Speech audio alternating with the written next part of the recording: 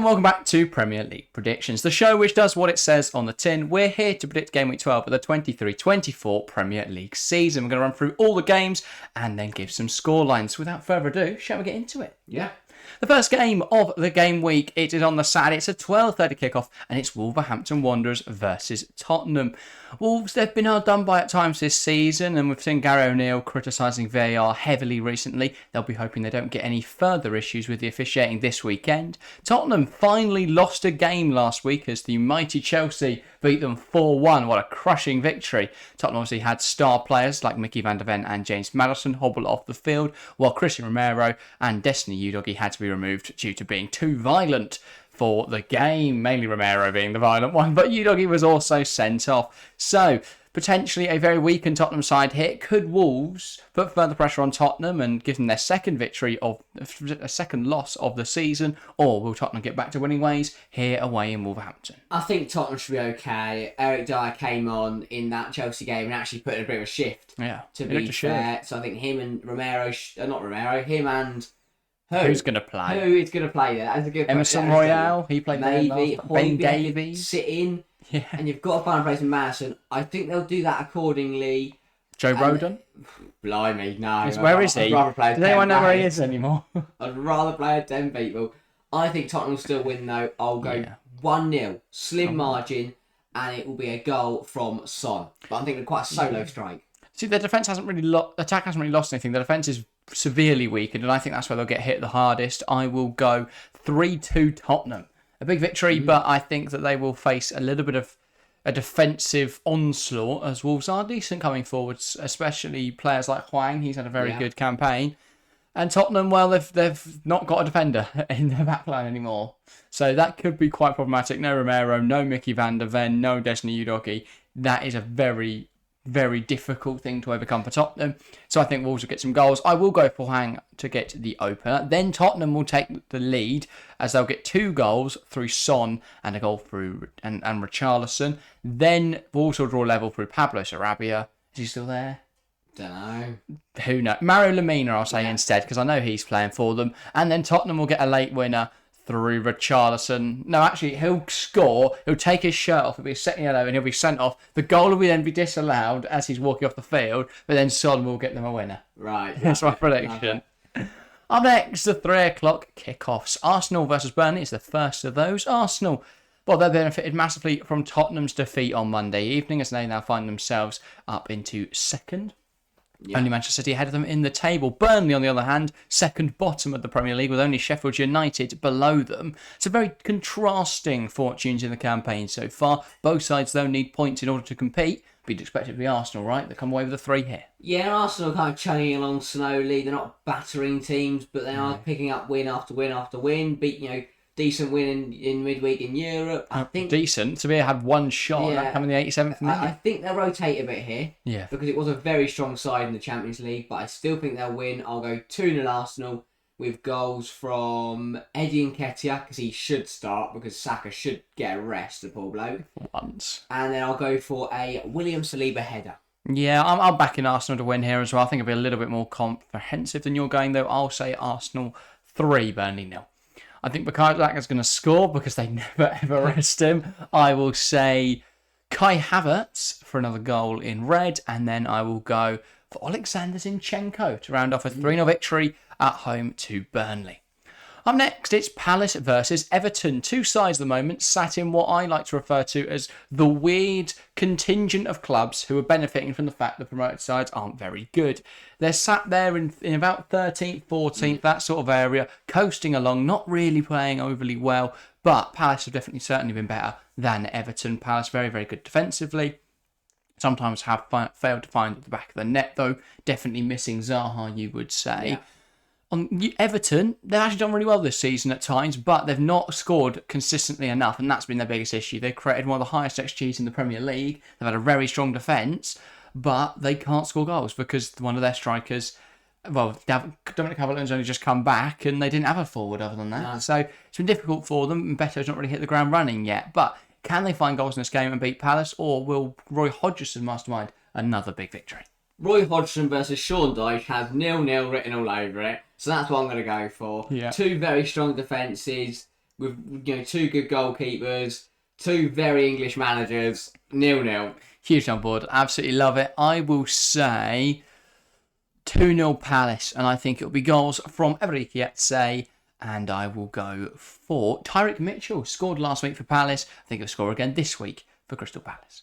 Up next, it's Manchester United versus Luton Town. We've got relegation candidates here hosting Luton Town, so it's going to be an interesting match here. Two sides who are facing a battle against the drop this season. United's home form has been nothing short of disgraceful. Obviously, they've failed to really claim any points at home in recent history. I think their last home game was the City game, in which they lost 3-0 and didn't really do anything. Their most recent match overall was a 4-3 loss away to Copenhagen. So, yeah, not all sunshine and roses. In fact, nothing is good at Manchester United right now. They'll be hoping they can see off the Luton Town test at Old Trafford. Luton Town, very good so far this campaign. 6 points from 11 matches. I think they'll be quite pleased with that. Not currently in the relegation zone either. Should they have beaten Liverpool last week?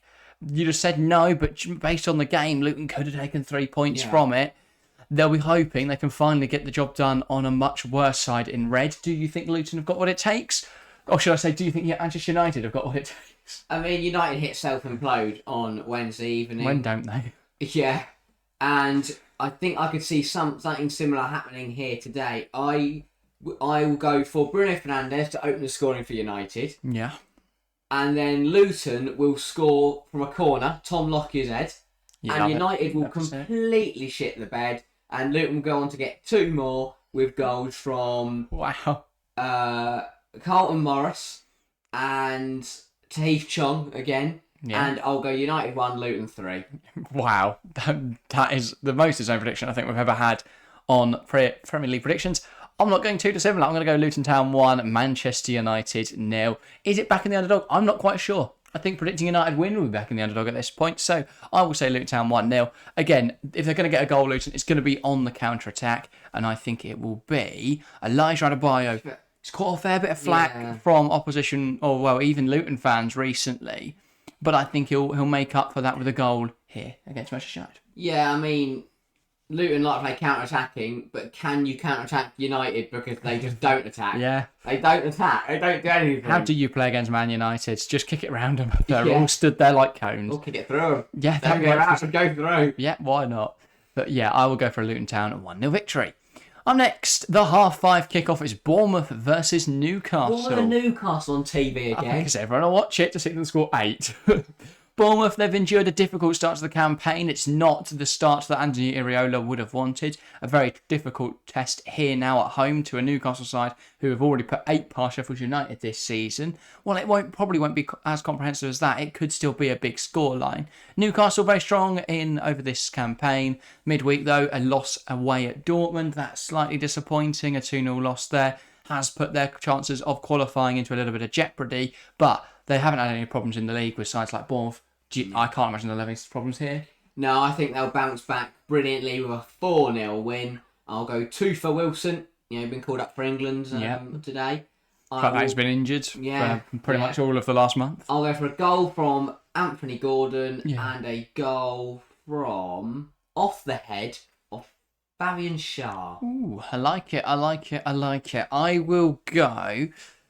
I don't know. It's just a matter of how many Newcastle are going to score, really. I'll go a little bit more modest. I'll go 2-0 Newcastle. And I will say goals from Sean Longstaff. I was about to say Sandro Tonali, but I'm going to have a slight gamble he won't score. Really? I will then go for Miguel Almiron to make it 2-0 and a 2-0 victory for the Travelling Toon.